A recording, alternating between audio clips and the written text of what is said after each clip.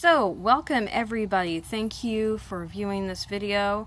If you'd like to see more of my work and what I'm doing, you can hang out with me on the internet by visiting aradiushand.com.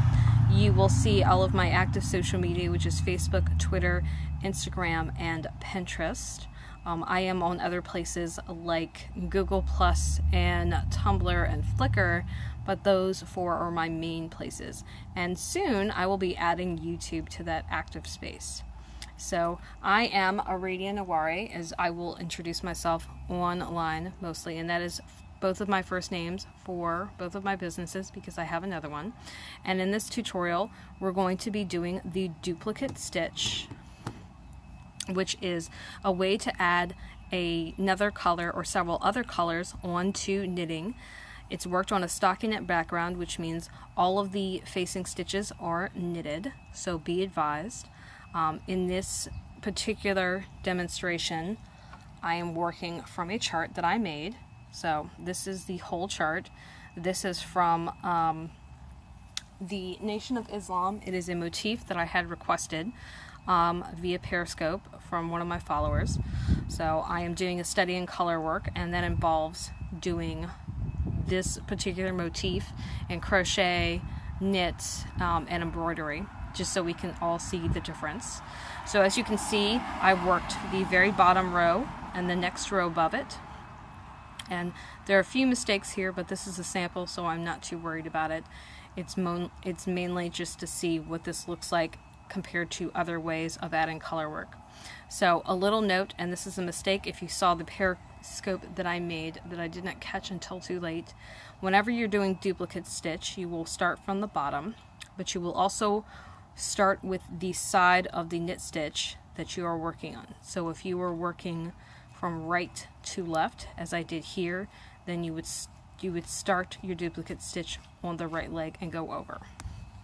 If you are going left to right, as I did here, then you should be starting with this stitch and then going the other direction, which is a mistake that I made. So I apologize for that, and that is why we're making this next video, because I wanted to have it done correctly. So I am going to walk you through this process and do this next row, excuse me, which is worked from one stitch before to one stitch before it ends. So the first step is, of course, you will thread your needle. As you can see here, I have a lot threaded on there. That was on purpose because I am not sure how much thread I would need, and I did not want to find out the hard way. So I'll move this there. So we know that we have to start here, the stitch before. So you start at the very base of the stitch in that little corner of the V, and you will draw up very nicely and evenly. I always try to keep my tension nice and neat whenever I am doing this, so that I do not distort the stitches, and I don't distort the fabric or the thread that I'm working with. Now you see, this is the stitch we're going to cover, but we're going to go into the V above it, and again, because we're working right to left, we're going to stitch each side right to left.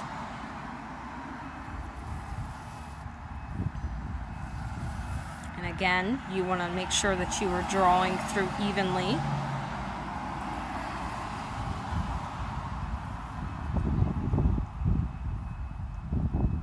And here you want to be very careful that you don't pull too tightly, because what that will do is that will distort the stitch.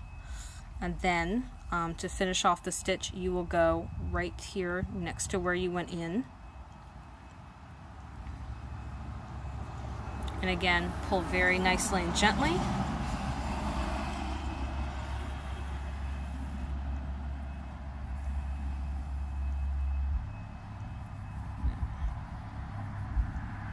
And as you can see, it makes a nice even little V. And this is called duplicate stitch because it does in fact work over the stitch that you're working, so it duplicates that section. And then we will do another one. Nope.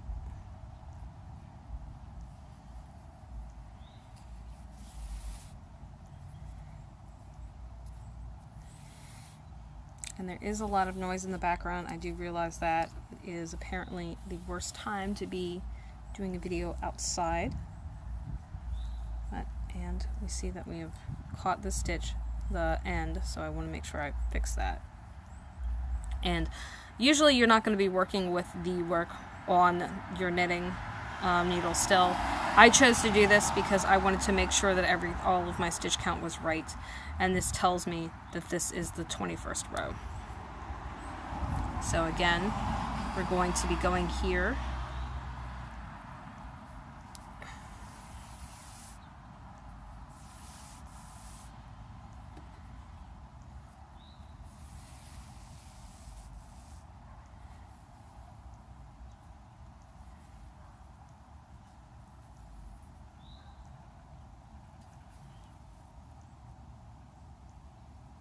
And make sure this needle goes right next to where you started and not above, because that will leave you with stitches that are like this, which they're not even, and that's not what you want.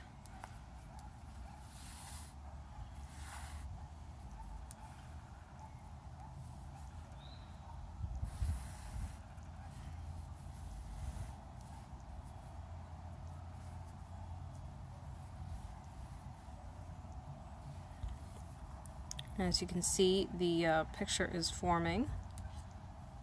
Move that out of the way. And we'll continue to work across.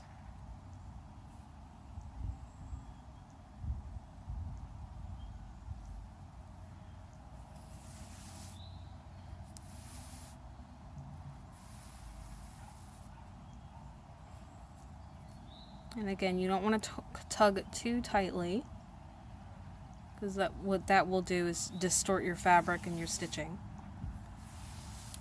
And all of the areas where you are working will be a bit thicker.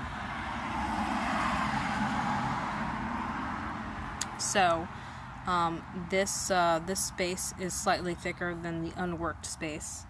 That is natural and fine, and it's not a huge difference.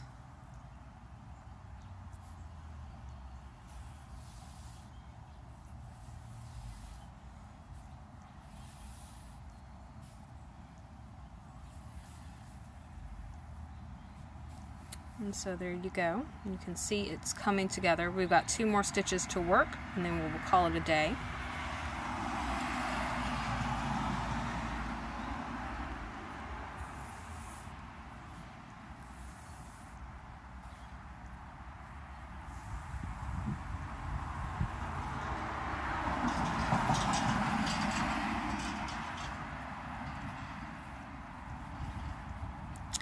And as I said on Periscope, this is not something to do quickly. This is not something to do when you have like a lot of distractions. You need to be able to take the time and care to do it properly. And that means taking your time and paying attention. So that is another reason why I am doing this here outside instead of inside. There are lots of distractions and lots of noise inside, which would make concentrating on the design, which does involve a lot of counting, very difficult.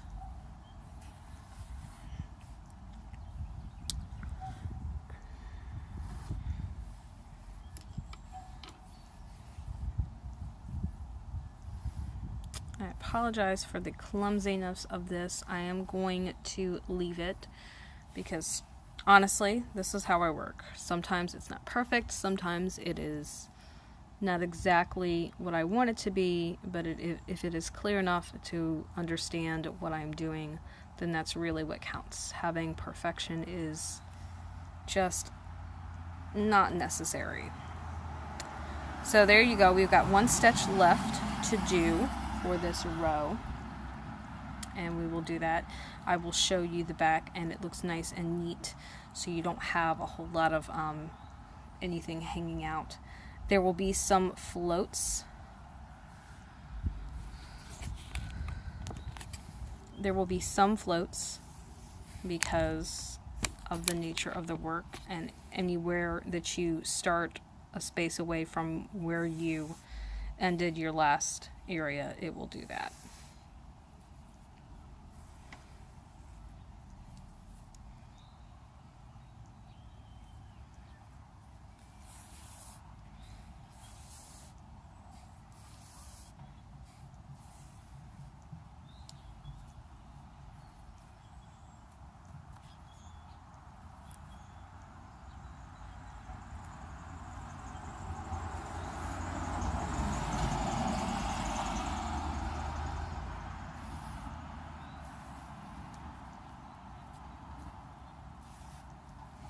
Alright, so there you go. The moon is starting to take shape, as you can see.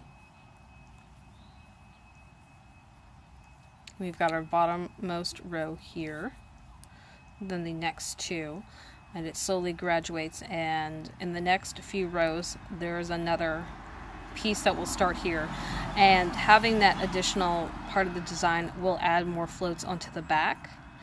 But again, if you stitch neatly and evenly, it won't be that big a deal. So this is what it looks like on the back. This is from the bottom row to the next row where it started 3 stitches in, so that's what that looks like. And otherwise it's all neat and even, which is not usually what floats look. There's just usually a lot of crisscrossing of color. So this is a nice way, if you can work on a stockinette area, to add color, to add a design without it being too complicated. So there you go. I thank you for joining me. Again, if you would like to follow me, you can find all of my active social media on the homepage of my website, and that will be Facebook, Twitter, Instagram, and Pinterest, but soon also YouTube. You can also find me on Tumblr and Flickr and Google Plus, as well as LinkedIn, but I am not very active there. And again, for those who missed it, this is the pattern design we're working. You can see it taking shape, and I appreciate your views. And come back to my channel where I will be sharing other simple tutorials like this and showing what I'm working on. Thanks, and have a nice day.